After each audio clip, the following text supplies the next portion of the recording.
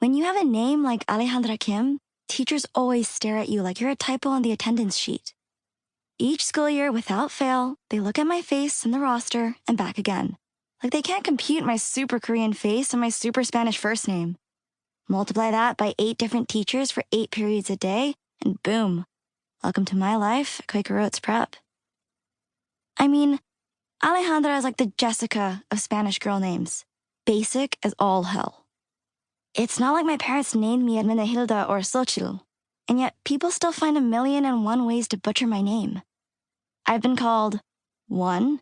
Alejandra, Mr. Landy Badeau, our college guidance counselor, who apparently never took Spanish 101. Hello, the J is pronounced like an H. 2. Alexandra, Mr. Schwartz, sophomore year, who ironically Ellis Islanded me even though he teaches U.S. history. 3. Alejandra, Miss Sanders, junior year physics. Technically this is correct. The 3rd syllable is pronounced like the Chan in Hanukkah. Hanukkah? You get my point. The Miss Sanders was trying so hard to sound muy auténtica, which was almost as bad as if she just Ellis Islanded my name in the first place. You know, like those annoying people who go to a bodega and order a croissant when the rest of us commoners just say croissant. But if you're the one ordering croissants from a corner bodega, that's the least of your pretentious problems. For the record, I just pronounce it Alejandra. But I usually tell people to call me Ali. I say it the easy gringo way, Ali, as in alley cat, alleyway, back alley. That's what everyone at Quaker Oats Prep calls me. Our school is not actually named Quaker Oats.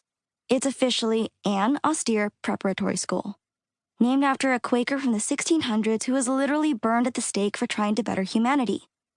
But everyone just calls us Quaker Oats. We're not like Brearley or Chapin or Dalton. We're more progressive. Read hippie and weirdo. We're like the minor leagues for the big Quaker colleges like Whyder and Swarthmore and Bryn Mawr. Laurel Greenblatt Watkins, my first and best friend here, says we're a hotbed of granola crunchiness in the middle of Chinatown. I don't know what to think. I'm just a scholarship kid, 90%, and Ma never lets me forget about that 10% we owe each year.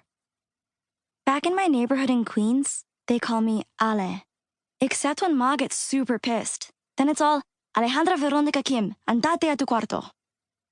Papi always used to call me Alejaya. If I were Dominican or Puerto Rican or Colombian or Mexican, then at least I'd have some solidarity in New York with mi gente, my people. Which might sound vaguely racist, but it is what it is. But my parents are Argentine, and there aren't a whole lot of us here. Both sets of my parents' parents were Korean immigrants who were aiming for America North back in the day, but washed up in America South. Sidebar, the Korean name for America is Miguk, beautiful country. For South America, it's Nammi, south of beautiful, which is all kinds of linguistically fucked up. It sounds random, how a bunch of Koreans ended up in Argentina. The short answer is immigrant labor exploitation. They were sent over to farm and populate Patagonia, but the land was basically a barren desert. The Koreans were like, yeah, nope, and hightailed it to Buenos Aires, where they settled in a villa miseria called Bekgu and sewed clothes all day. Every time I get upset about something first world, like how they forgot the ketchup packet with my fries, I have to stop myself and remember. Papi grew up in literal Miseryville. He worked in a sweatshop, forced into child labor by his own parents. That's what happens when you're the kid of immigrants. Your whole life is one big guilt trip.